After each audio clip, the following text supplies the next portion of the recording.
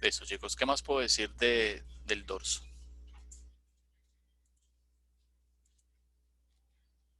¿Qué se les ocurre? ¿Qué creen que hay por allí? Músculos. Músculos, sí. ¿Qué más en el dorso puedo encontrar? Huesos. Huesos, ¿qué La más? columna, Columna, ¿qué más encuentro? Venas, arterias. Venas, arterias. ¿Qué más encuentro por allá? El líquido cefalorraquídeo. Líquido cefalorraquídeo, bueno, sí. La médula espinal. La médula espinal, sí, también. Bueno, entonces cuando hablamos de dorso, yo lo puedo entender desde dos partes o lo puedo interpretar desde dos puntos de vista. Me puedo ir desde lo superficial a lo profundo. Entonces, lo primero que tendría es músculos, o sea, entonces aquí tendría la piel, retiro. Me voy a encontrar un plano muscular. Si sigo descendiendo, me voy a encontrar un plano más profundo. Sigo descendiendo, un plano más profundo. Sigo descendiendo más profundo aún. Y ya me voy a encontrar con la columna vertebral. ¿Listo?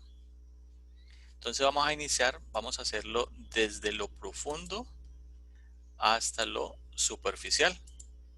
Entonces vamos a ver la columna vertebral. Chicos, ¿qué podemos decir de ella? ¿Qué me pueden decir ustedes de la columna vertebral?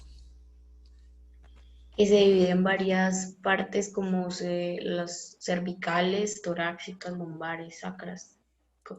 O sea que la columna va a estar conformada por algo que vamos a llamar vértebras. ¿Listo? Y las vértebras van a ser en total 33. Y se clasifican de la siguiente manera: 7 vértebras cervicales, 12 vértebras torácicas, 5 vértebras lumbares, 5 vértebras sacras y 4 vértebras coxígeas. Si cuentas, en total tenemos 33. ¿Listo? En términos de vértebras. Profe, qué pena. ¿Cuál Dime, fue la última que mencionó? coxígeas. Ok. Ahí le puse doble C. Sin embargo, si hablo en términos de huesos, la columna vertebral tiene 26 huesos, que van a ser 7 huesos cervicales, van a ser 12 huesos torácicos, 5 huesos lumbares, un hueso sacro y uno coxígeo. ¿Qué sucede? Si yo identifico las vértebras en términos individuales, hablo de 33. O sea que sería la relación de cada una de ellas de esta manera. ¿Listo? Y si hablo en términos de huesos, yo puedo decir que cada vértebra corresponde a un hueso. Sin embargo, este conjunto de vértebras se fusionan y me forman el hueso sacro, y este conjunto de vértebras se fusionan y me forman el hueso coxígeo. Entonces, ¿entienden esa diferencia? Sí, ¿Sí? Bueno. Sí, profe. Entonces, las vértebras vamos a identificarlas por regiones. Entonces aquí tenemos 1, 2, 3, 4, 5, 6, 7. 3, 6, hasta aquí. Entonces estas son las vértebras torácicas, cervicales, perdón. Vamos a las vértebras torácicas: 2, 3, 4, 5, 6, 7, 8, 9, 10, 11 y 12. Luego vamos a tener las vértebras lumbares, Estas van hasta aquí. Luego tengo las sacras, que son estas. Y por último voy a tener las coxígeas, que son estas. Entonces, estos son los segmentos. Y estos segmentos me sirven para entender, por ejemplo, la salida de las raíces espinales que vienen de la médula espinal. Entonces ellos van a tener segmentos cervicales, torácicos, lumbares y sacros. ¿Listo? Profe, una preguntita. Contame. Después de los huesos 26, ¿me puedes repetir qué significan esas siglas que van después de huesos 26? Ah, ya. Entonces aquí hablo de... Yo les dije que las vértebras son 33. ¿Qué? Sin embargo, en términos de huesos son 26. ¿Por qué son 26? Porque tengo 7 huesos que van a ser los huesos cervicales, 12 huesos torácicos, 5 huesos lumbares que van a ser en número a las vértebras. Okay. Aquí va a tener el hueso sacro que corresponde a la fusión de las 5 vértebras sacras y el hueso coxígeo que corresponde a la fusión de las 4 vértebras coxígeas. Entonces, en términos de huesos, yo hablo de que tengo 26. En términos de vértebras, hablo de 33, porque cuando llego al sacro y al coxígeo, las tomo como vértebras individuales. Ya. De las cervicales las contamos, profe, también desde, por ejemplo, de la imagen que tenés en la mitad, como de esos cuernitos que sobresalen. Sí, desde aquí está la primera. Ajá. Y ahora se la señalo. 3, 4, 5. Ahora se la señalo así. En la del medio, profe. ¿Qué? En esta, es en la del medio. Aquí tenemos C1,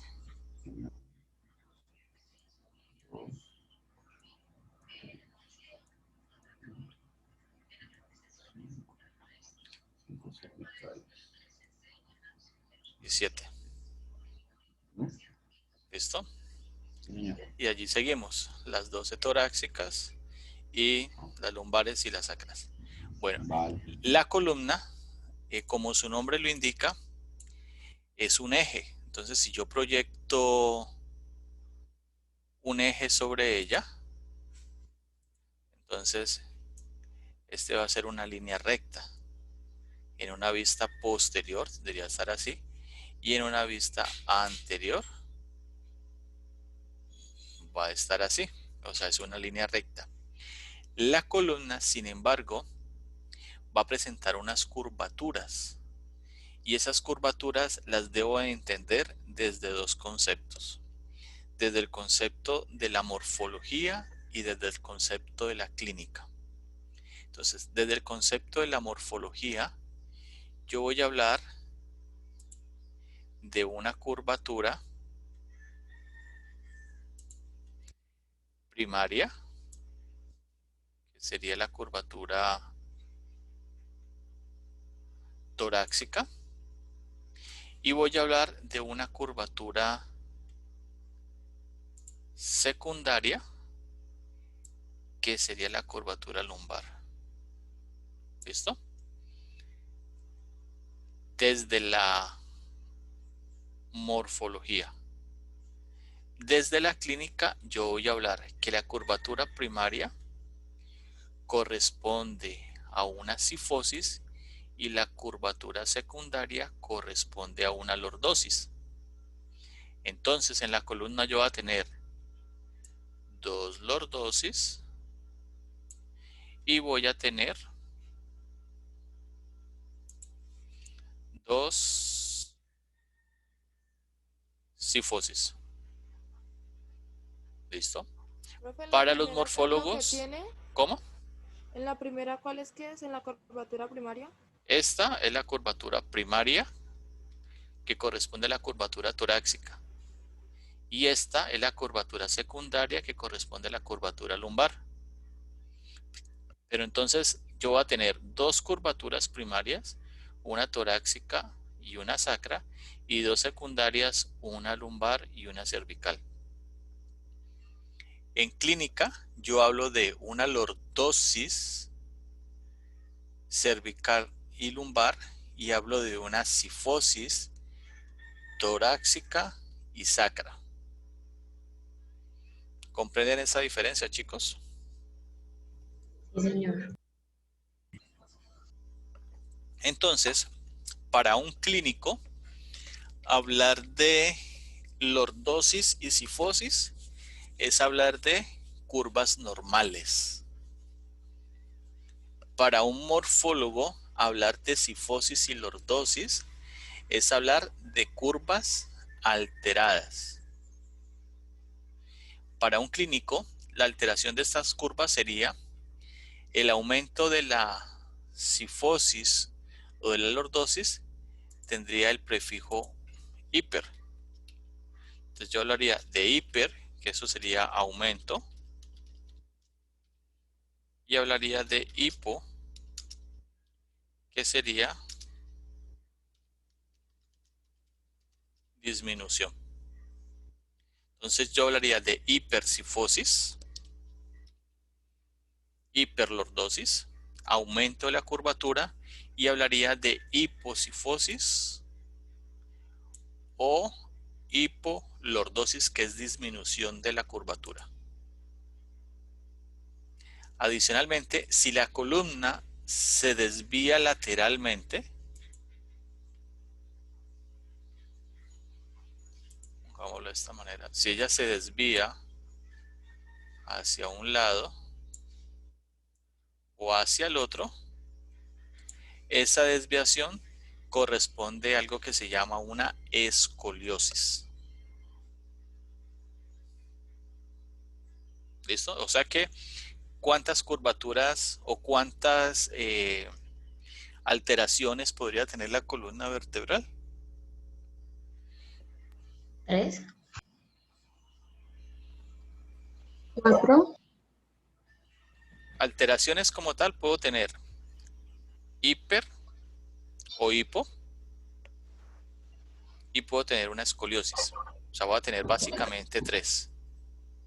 Y ya pueden ser hiperlordosis o hipercifosis, hipolordosis o hipocifosis, y la escoliosis, que sería la desviación lateral de la columna.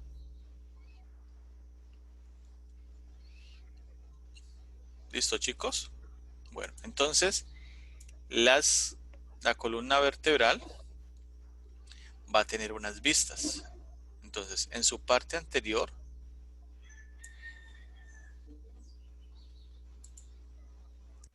que sería esta, aquí, estos cuerpos vertebrales no son palpables porque están dentro de.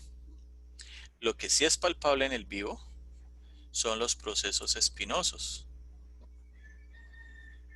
Esto sí es palpable en el vivo, que usted los puede tocar en una persona. De los procesos espinosos son posteriores, los cuerpos vertebrales son anteriores. Y en algunas personas que son muy delgadas o tienen baja masa muscular, yo puedo palpar los procesos transversos, que son esas salientes que tenemos aquí. En algunos se puede palpar. Muy bien, entonces ahora vamos a ver qué características tienen las vértebras, región por región. Entonces veamos. Una vértebra cervical.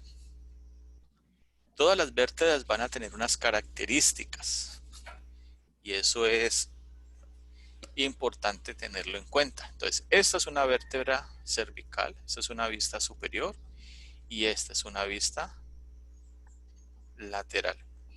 Todas las vértebras cervicales van a tener unas condiciones que las van a diferenciar de las demás. Primero, que van a presentar un foramen transverso o foramen transversario, por el cual va a ascender la arteria vertebral y el nervio vertebral. Adicionalmente, su proceso espinoso es bífido. ¿Qué significa? Que tiene dos puntas. Mira aquí, mira acá. Tercero, su cuerpo vertebral es más grande, perdón, es más pequeño en comparación con el foramen vertebral. Ya les explico el por qué. Entonces, estas son las características de una vértebra cervical. Yo les decía que el foramen vertebral es más grande. ¿Por qué es más grande? ¿Cómo se llama la parte del encéfalo que se continúa como médula espinal? ¿El tallo? El tallo cerebral. Entonces recuerden que el tallo cerebral pasa por un foramen grande. ¿Cómo se llama ese foramen? Vertebral. El foramen grande. El Magno. magno El foramen magno. ¿Ese está en qué hueso? occipital. En el hueso Occipital. occipital. Entonces ese foramen pasa por allí. Entonces la médula es como un cono. La parte más superior de él es la más ancha y en la medida que va descendiendo se hace más angosta. Entonces, por ende, los forámenes vertebrales de las vértebras más superiores, o sea, de las vértebras cervicales, va a ser más grande porque la médula espinal pues va a tener su parte más ancha. ¿Listo? Y adicionalmente vamos a tener unos tubérculos que los identifico aquí, posteriores y anteriores. Entonces, ¿cómo sé si es anterior o posterior? El proceso espinoso es posterior y por ende pues el cuerpo vertebral va a ser anterior. Adicionalmente, las vértebras cervicales van a presentar una incisura o escotadura, que la voy a ver aquí. Esta incisura o escotadura se va a unir con la vértebra que está por debajo o la vértebra subyacente y me van a formar una estructura que se llama el foramen intervertebral. Entonces, ¿qué estructuras vamos a identificar aquí en la vértebra cervical fuera de las que ya les dije? Entonces vamos a ver las siguientes. Voy a tener caras articulares superiores, la lámina al lado y lado. Entre la lámina y el cuerpo hay un espacio, que aquí lo voy a ver pequeño, que se llama el pedículo. Adicional a lo que ya les indiqué, cuerpo, foramen transverso y proceso espinoso. Entonces, estas son las características de una vértebra cervical. ¿Listo? ¿Preguntas allí, chicos? Profe, y Dímelo. lo que tiene que ver con el atlas y el axis, Ya vamos ¿cómo para hacen allá. proceso? Ok, disculpe. Ya vamos. Tus deseos son órdenes. Llegamos. El atlas. El atlas es la primera vértebra cervical. La primera y la segunda vértebra tienen nombre. Atlas y axis. Atlas es C1 y el axis sería C2. Entonces, el atlas es la única vértebra que no tiene cuerpo. Mira, su foramen es grande, pero no tiene cuerpo. ¿Y por qué no tiene cuerpo? ¿Alguien me lo podría decir?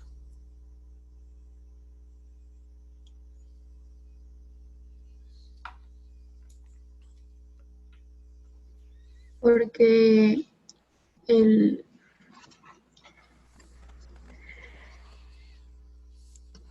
porque el axis le da el soporte. Bueno, lo que pasa es que como el axis es la primera vértebra que está relacionada con el hueso occipital, entonces recuerden que dijimos que el occipital pasa a través del foramen magno el tallo cerebral para convertirse en médula espinal. ¿Sí o no?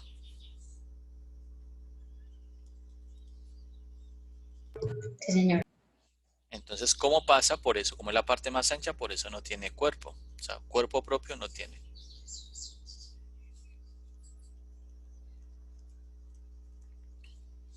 ¿Qué más tiene el atlas? Va a tener un arco posterior y un arco anterior. Va a presentar dos masas laterales, aquí a la derecha y aquí a la izquierda. Estas masas laterales se van a relacionar con los cóndilos occipitales y me va a formar la articulación atlanto-occipital. Aquí. Entonces mire que esto, a pesar de que es un hueso pequeño, pues va a recibir el peso de la cabeza. Va a tener un proceso transverso, que también lo tienen todas las vértebras, es típico de ellas. Va a tener su foramen transverso. ¿Listo? Entonces, estas son las características del atlas.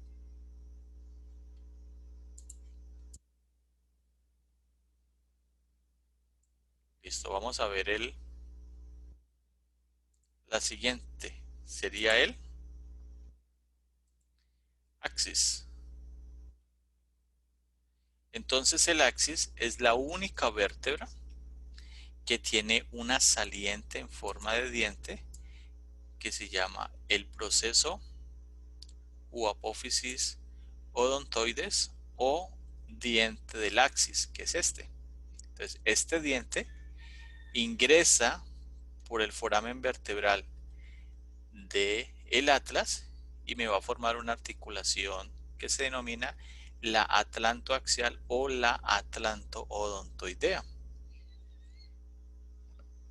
que es una articulación tipo pivote. Entonces, ¿qué tiene esta articulación? Este hueso, perdón. Una cara articular superior,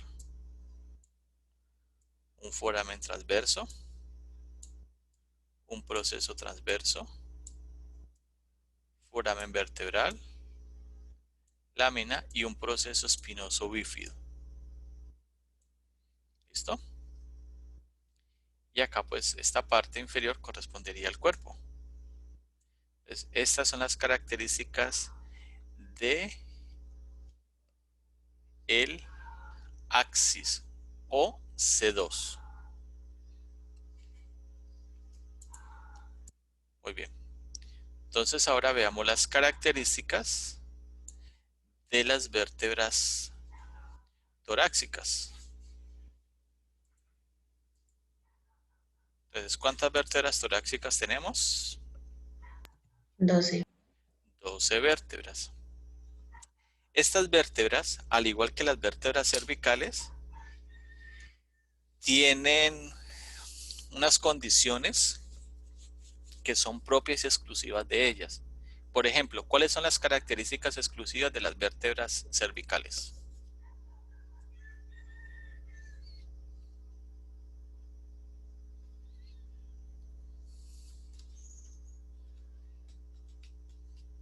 Que tienen un foramen transverso. Que tienen foramen transverso. ¿Qué más?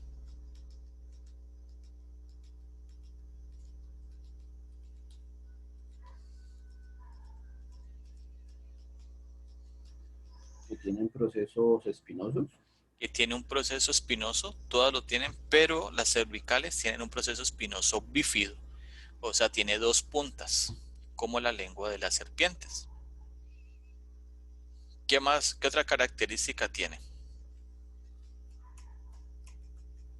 Que no tienen cuerpo.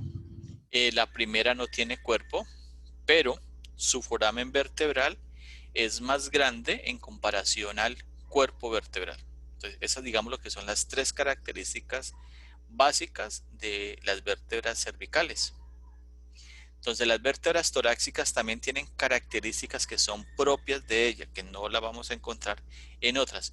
¿Cuáles son las características? La primera característica es que su proceso espinoso es largo e inclinado hacia la parte inferior. Segunda característica, que en su proceso transverso, que es este, tiene una carilla articular transversa. Tercera característica, que en su cuerpo va a tener una carilla o fóvea articular superior e inferior. Y cuarto, que su foramen vertebral en comparación con el cuerpo ya se va haciendo más pequeño. ¿Y por qué se hace más pequeño?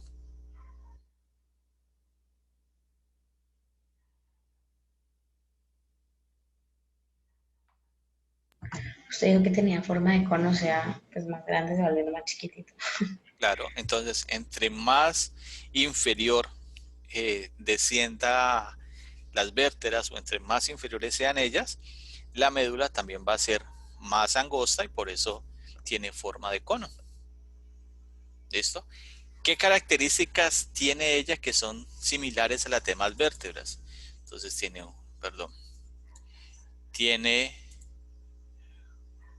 un cuerpo vertebral, dos carillas articulares superiores. Aquí tendría las carillas articulares inferiores. Tiene dos procesos transversos. Tiene dos láminas. Tiene el proceso espinoso. Y entre la carilla articular y el cuerpo tengo el pedículo. Y mira que aquí, ya en esta vista lateral, puedo identificar esta incisura o escotadura. ¿Qué sería la incisura o escotadura vertebral superior? Que se une a la otra vértebra y me va a formar el foramen intervertebral. ¿Listo? Bueno, ¿cómo van, chicos? ¿Bien?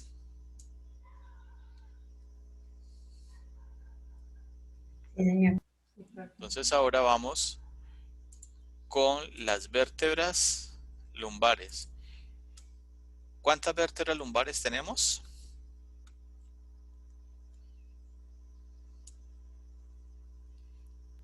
5.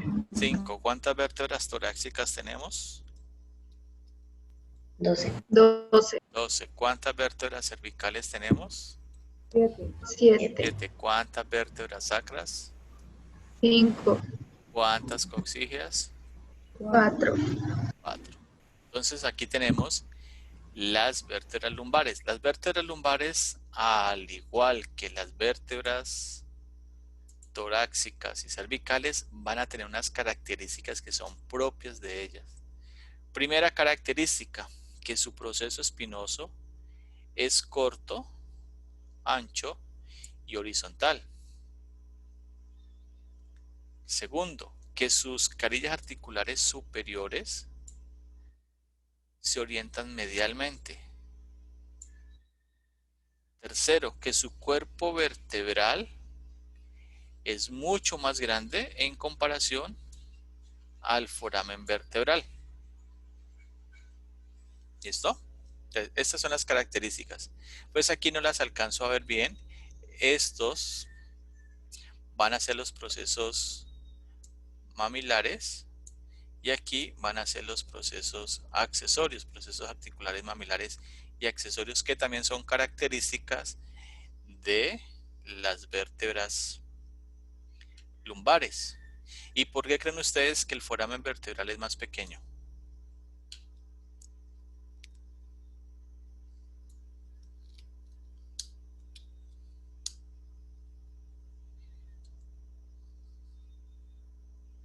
¿Por qué creen que es más pequeño?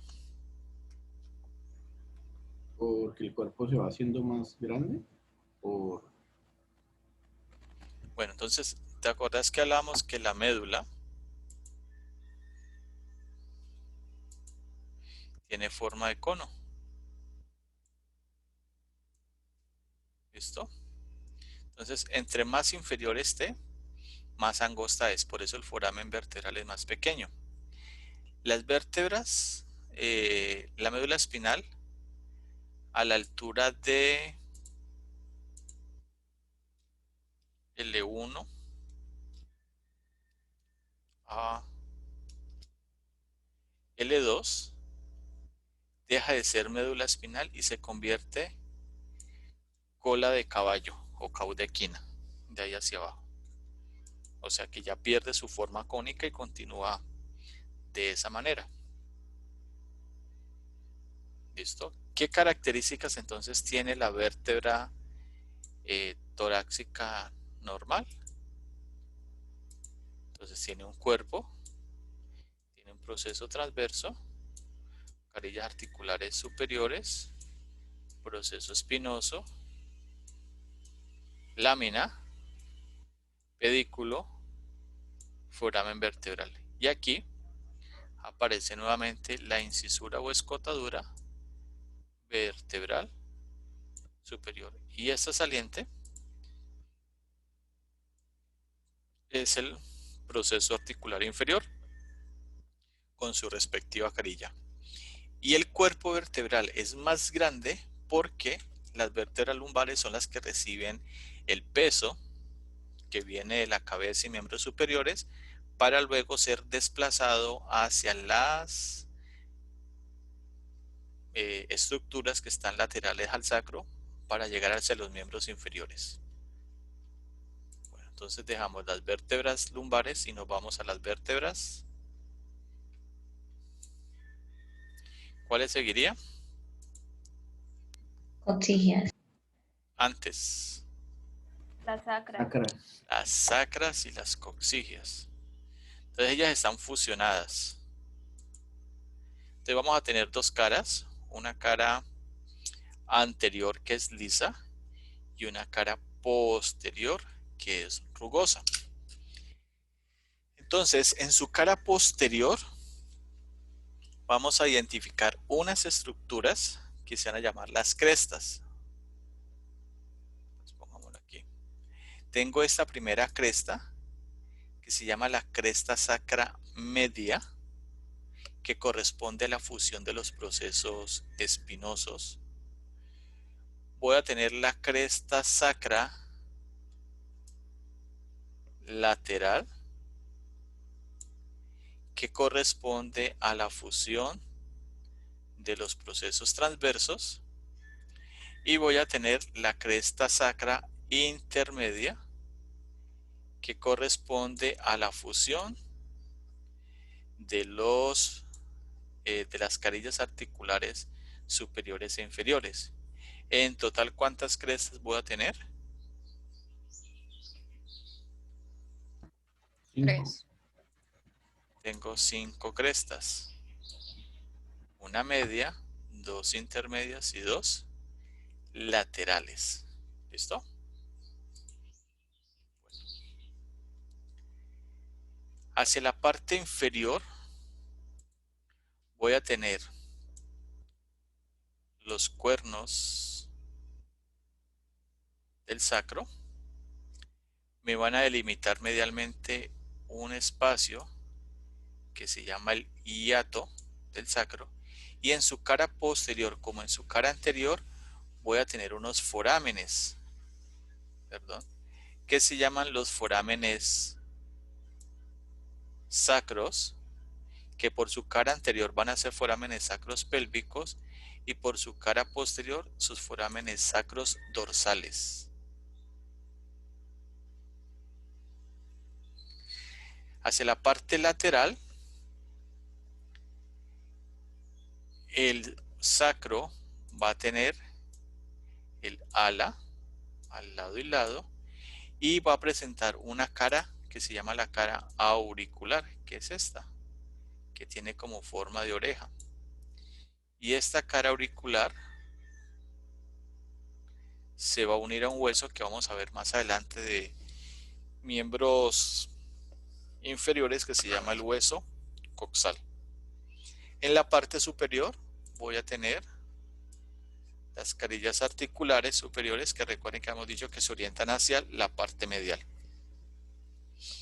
En la parte anterior Esta saliente corresponde al ala del sacro. Y esta parte abultada es el cuerpo de la primera vértebra sacra. Y aquí voy a identificar una estructura que para ustedes va a ser muy importante, que se llama el promontorio, que es este. En la parte inferior, entonces voy a tener, mira las vértebras coxígeas, que son 4. Aquí tengo 1, 2, 3 y 4. Que ellas se fusionan y me forman el coxis, y las sacras se fusionan y me forman el sacro. Y en la parte posterior pues voy a tener los cuernos, que corresponderían a las carillas a los procesos articulares superiores de las vértebras coxígeas. Listo, chicos, entonces, hasta allí, ¿cómo vamos? ¿Bien? Bien. Bueno, entonces ya vimos, Una pregunta. cuéntamelo. En los forámenes, viéndolos desde la vista anterior, serían pélvicos, ¿cierto?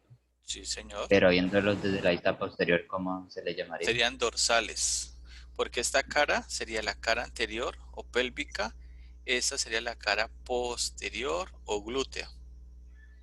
Listo, Entonces gracias. tengo forámenes sacros pélvicos o forámenes sacros anteriores o ventrales y forámenes sacros posteriores o dorsales. ¿Listo? Bueno, Listo.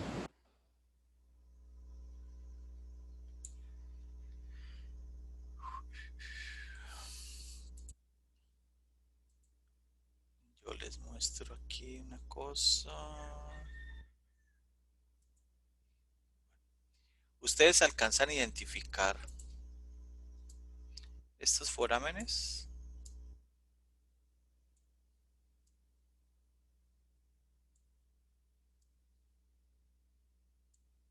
¿Sí lo ven? Sí, Esos se llaman los forámenes intervertebrales, que van a estar delimitados respectivamente por la incisura o escotadura vertebral superior y la incisura o escotadura vertebral inferior. Y por allí van a salir las raíces espinales que me van a formar los plexos, que eso lo vamos a ver más adelante.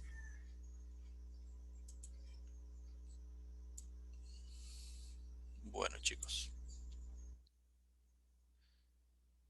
permítame, yo busco, espere, pausa.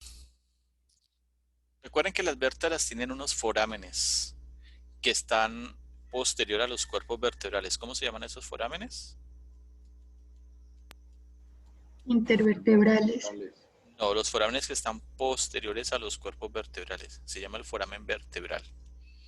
Porque los forámenes intervertebrales son los que están entre la incisura o escotadora superior de una vértebra suprayacente y la incisura o escotadora inferior de una vértebra que está por debajo. ¿Listo? Resulta que la médula, las vértebras, a través de sus forámenes vertebrales, forman algo que se llama el canal vertebral. Entonces, mira, aquí veo las vértebras, sus procesos espinosos, retiro y me voy a encontrar con el canal vertebral donde va a estar la médula. Entonces se le llama el canal medular. Yo les dije que de las vértebras había unos forámenes que se llaman los forámenes intervertebrales. Y a través de esos forámenes salen estas raíces, que son las que me van a formar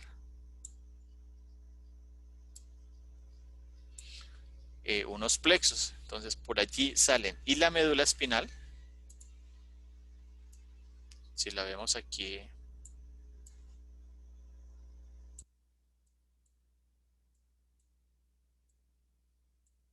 mira que su parte más ancha está en el componente cervical, ella va descendiendo y a la altura de L1, L2, mira que se convierte en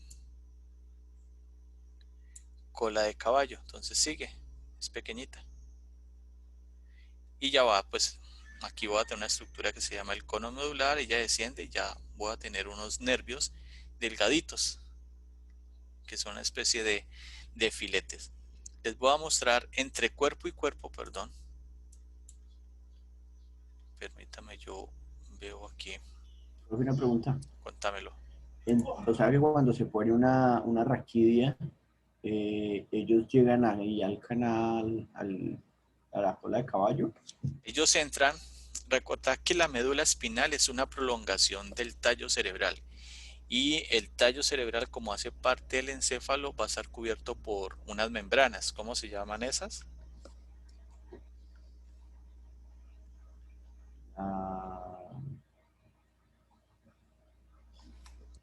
Las meninges, dura madre, Duramadre, aracnoides aracnoides. y pia madre. Entonces ellas también van a estar aquí presentes. Y a través de esas membranas, ¿qué líquido va a pasar? Líquido cefalorraquídeo. Entonces, cuando vos necesitas una muestra de líquido cefalorraquídeo, ustedes hacen un procedimiento que se llama una punción lumbar. Entonces, entran al canal, toman la muestra de líquido. Y lo mismo sucede cuando aplican una raquidia. Entran al canal, descarga el analgésico y del segmento donde entran hacia la parte inferior es la que queda anestesiado. Okay. Porque si entras al fondo, tocas la médula y la puedes seccionar o la puedes lesionar. ¿Listo? Ya. Bueno, voy a buscar. Pero yo si me muestra.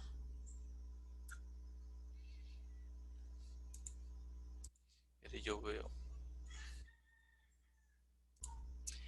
Entre vértebra y vértebra. O sea, aquí tengo una vértebra y aquí tengo otra vértebra señalado de color verde. Tengo el disco intervertebral. Ese disco entre la vértebra que está por encima y la vértebra que está por debajo me va a formar una articulación cartilaginosa tipo sínfisis. ¿Se acuerdan de los tipos de articulaciones? Y entre los procesos espinosos, que se los voy a señalar aquí.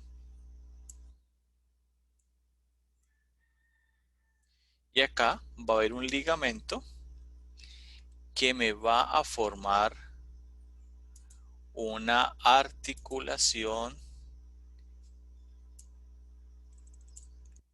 tipo sindesmosis. Entonces recuerden que la sindesmosis es un tipo de articulación fibrosa y la tipo sínfisis es una articulación cartilaginosa. ¿Eso qué quiere decir? Que por ejemplo, cuando la columna vertebral se desplaza lateralmente,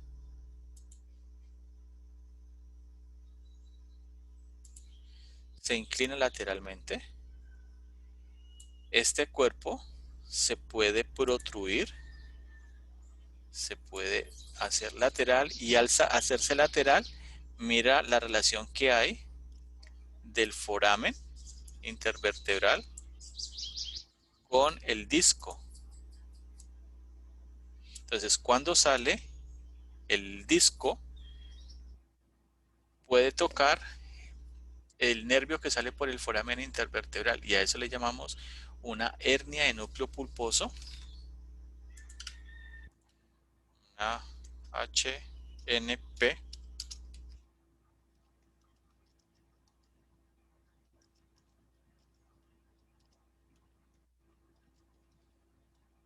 O lo que la gente conoce con el nombre de hernia Discal. discal. Una preguntita, esa articulación que pusiste ahí de color, como color marroncito, ¿cómo fue que me dijiste que se llamó? ¿Cuál? A este es una sindesmosis. Sindelius. Profe, una pregunta. Contámelo. Bueno, es que mi mamá un día tuvo una operación, pero entonces ella tenía migraña así como severa y le hicieron, tenía enema por raquidia. ¿Eso de qué parte toman como esa sangre como para... A ella le hicieron eso y le calmó el dolor de cabeza. Entonces, ¿de qué parte de la vértebra le hacen eso? Enema por raquidia. Ajá. ¿Y le tomaron una muestra de qué? ¿De sangre? O sea, ajá, como que le sacaron sangre, un líquido. Ah, no, si le sacaron fue líquido cefalorraquídeo. Pues, bueno, yo la verdad, primera vez que escucho el procedimiento, no sabría. De pronto lo que pueden entrar es al canal, toman la muestra y pues harán algún procedimiento. La verdad desconozco, pero no sabría decirte. Voy a anotarlo aquí. Enema, voy a buscarlo y luego te cuento bien. Enema por raquidia. ¿Listo? Bueno, las vértebras. Pero yo vuelvo y le muestro una vértebra. Espérate, una vértebra torácica, perdón, lumbar, que es más grande.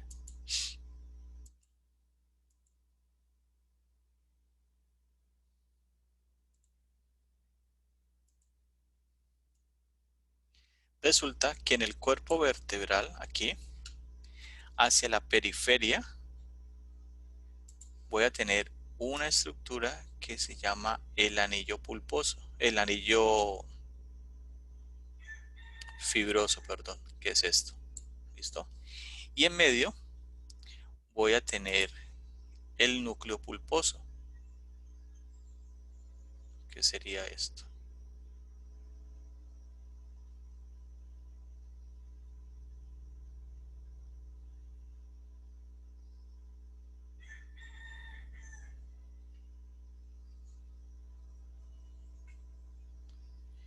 Resulta que este anillo, como consecuencia de la fuerza que se ejerce a nivel de las vértebras, por ejemplo, la fuerza que se puede generar sobre ella, el anillo se puede romper. Entonces, cuando se rompe, ¿qué puede pasar? Que el núcleo, o sea, se sale y se va a salir por esta parte, o por aquí, o por acá, porque las vértebras, por la parte anterior, o sea, por aquí va a haber un ligamento que se llama el ligamento longitudinal anterior y por aquí va a haber un ligamento que se llama el ligamento longitudinal posterior, o sea que me va a bloquear toda esta parte, por aquí no puede salirse, y cuando se rompe, se puede romper por este lado. Y cuando sale, entonces mire que está relacionada con la incisura o escotadura, aquí, a este lado, y a este lado, y ahí está el foramen intervertebral por donde salen las raíces espinales. Entonces, por eso es que la hernia de disco genera esas complicaciones. Profe, ¿y debido a qué se puede romper ese núcleo? Fuerza, mucha carga sobre las vértebras. De hecho, el cuerpo humano, mecánicamente hablando, no fue diseñado para estar sentado, fue diseñado para estar de pie. Y más o menos el 75% de los puestos de trabajo son puestos de trabajo en posición sedente. Entonces eso aumenta la presión sobre los discos intervertebrales. Eso es como una espuma, entonces vuelve a aumentar la presión de arriba hacia abajo y va empujando lateralmente el anillo fibroso. Además el sobrepeso, las posturas inadecuadas, la falta de actividad física, etcétera, etcétera. Los mismos temas, la misma alineación de la columna vertebral, pues te genera ese tipo de molestias. Bueno, chicos, cuando hablamos de dorso, vamos a hablar de la parte posterior del tronco. Entonces, en la parte posterior del tronco, como lo vimos al comienzo de la clase, tenemos una serie de estructuras Ya vimos las más internas, que serían las vértebras que están conformando la columna vertebral. Ahora lo que vamos a ver son los músculos. Entonces resulta que los músculos los vamos a dividir en planos. Entonces vamos a tener 3 planos. Un primer plano, que es un plano superficial.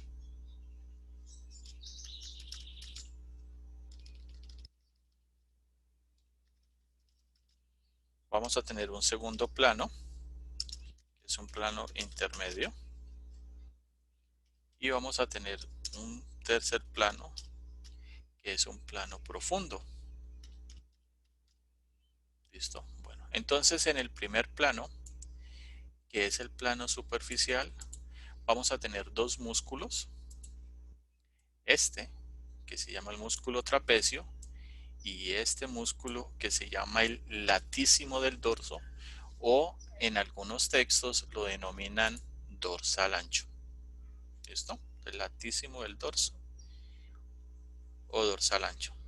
El trapecio va a tener unas fibras superiores, unas intermedias y unas profundas.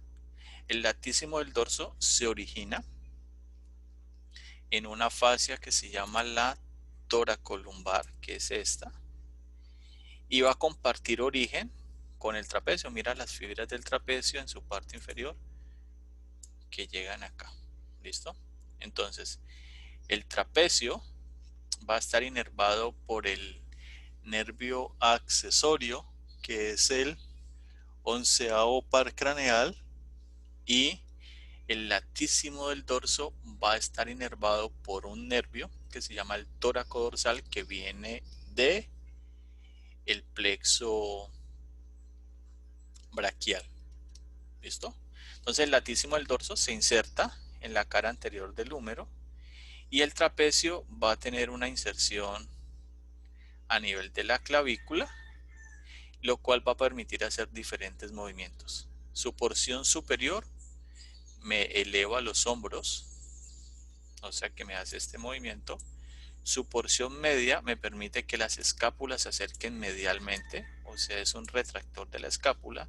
Y su porción inferior hace que la escápula, que es un hueso que tengo aquí, que tiene forma de triangulito, aquí,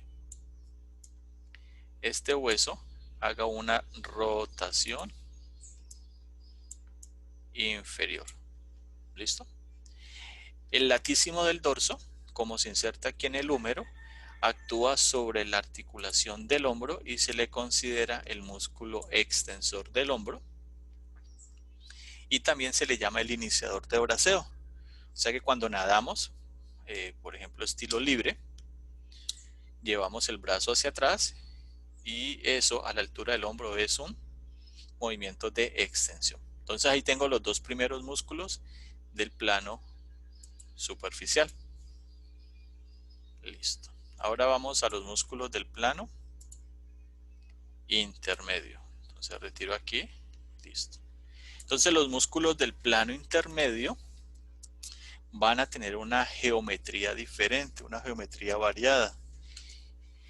Este primer músculo que identifico aquí corresponde al músculo romboideo mayor y romboideo menor. Estos músculos van a tener una relación con el borde medial de la escápula. Entonces aquí se insertan y se originan aquí en las vértebras torácicas. ¿Qué hacen estos músculos? El de la parte superior es el romboideo menor, el de la parte inferior es el romboideo mayor. La escápula tiene una espina, que aquí la señalo. Entonces, en la parte superior de la espina, en relación con el borde medial, tengo el músculo romboideo menor. Y en la parte inferior, en relación, o sea, inferior a la espina y en relación al borde medial, tengo el romboideo mayor. Estos músculos, cuando se contraen, entonces hacen que los bordes mediales de las escápulas se acerquen y se llaman retractores de la escápula en su componente agonista, o sea, es el responsable de hacer ese movimiento. Acá en la parte inferior tengo este músculo que se llama el serrato posterior inferior, y es un músculo que tiene que ver con la respiración. Se consideran músculos accesorios de la respiración.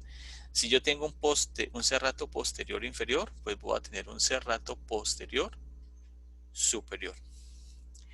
En la parte alta tengo este músculo que se origina se inserta en el ángulo de la escápula.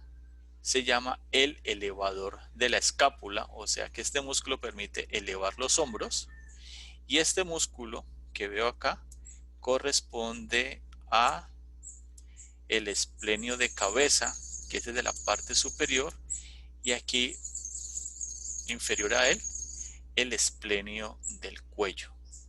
Entonces, vayamos a un plano más profundo.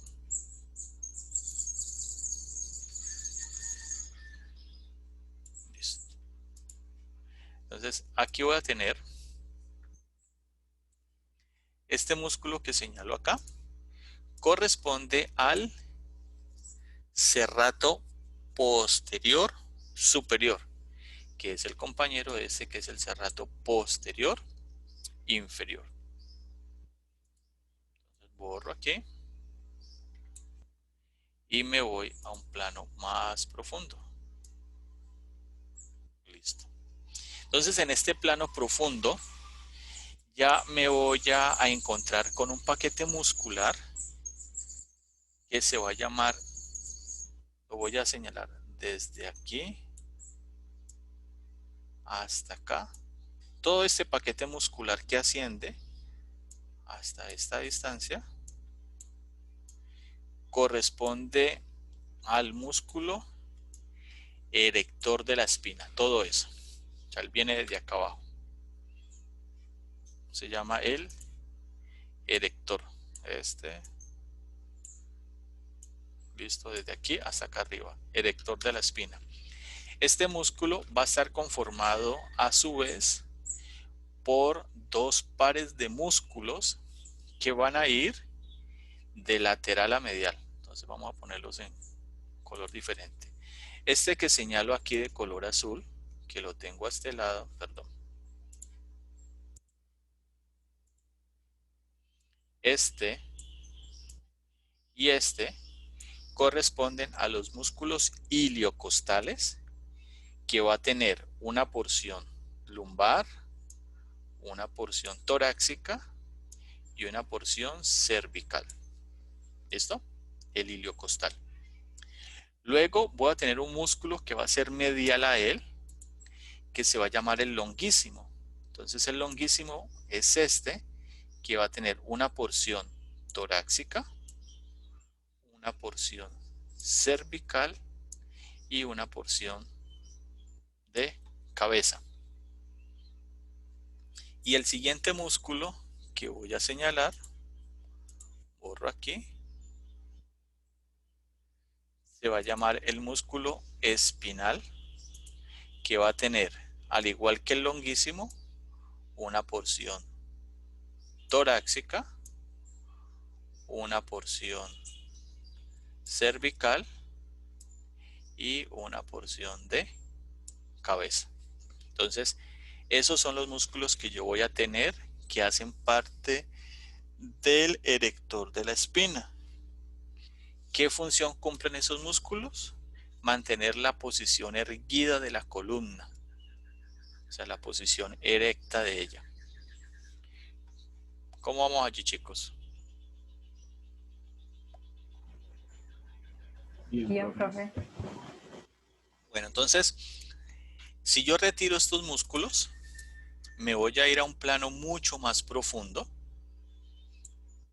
Posiblemente la imagen no me los va a mostrar.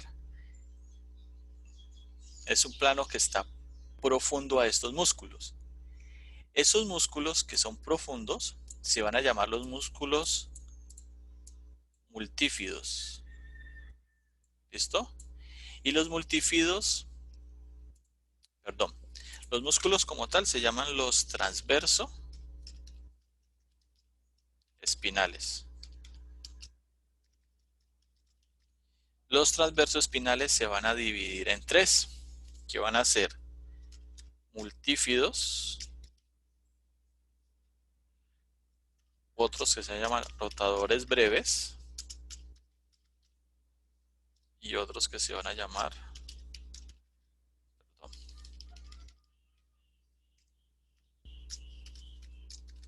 rotadores longos.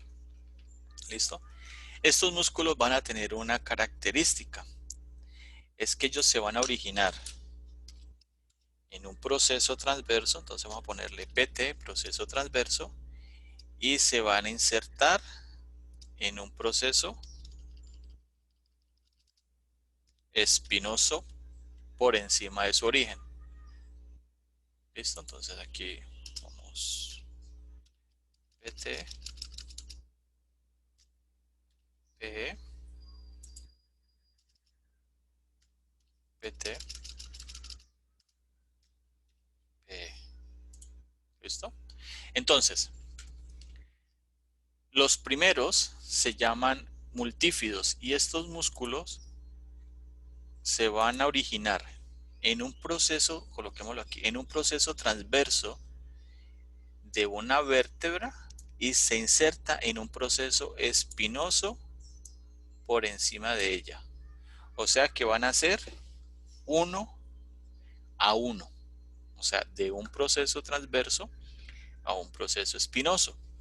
Luego voy a tener los músculos rotadores breves. Estos músculos se originan en un proceso transverso y se insertan en dos procesos espinosos por encima de su origen. Y voy a tener los rotadores longos que van de un proceso transverso a 4 procesos espinosos por encima de su origen. Entonces, estos músculos tienen una característica, que sus fibras son oblicuas. ¿Sí las ven allí? Sin embargo, en la parte superior vamos a tener estos músculos, que los voy a resaltar aquí. Este músculo y este otro, que corresponden al músculo semiespinal de la cabeza. Este músculo lo clasifica, según la literatura, como un músculo que hace parte de los transversoespinales. Si usted revisa en detalle, las fibras de estos músculos son oblicuas. Les pregunto, ¿usted le ve algo de oblicuo a estas fibras? Perdón.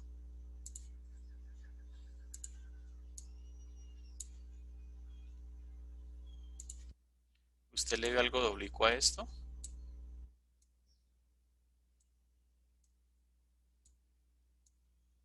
No. No, la verdad no, profe. Entonces, este músculo está mal descrito, porque primero es un músculo superficial.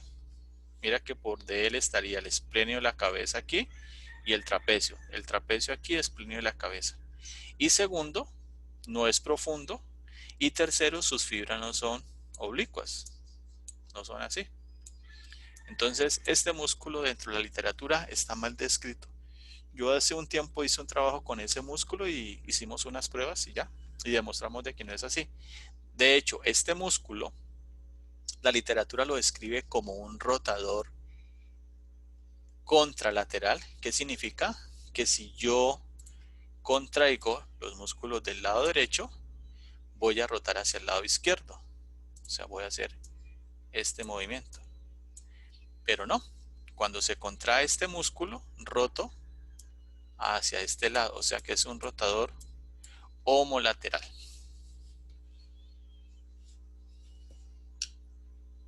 ¿Preguntas allí, chicos?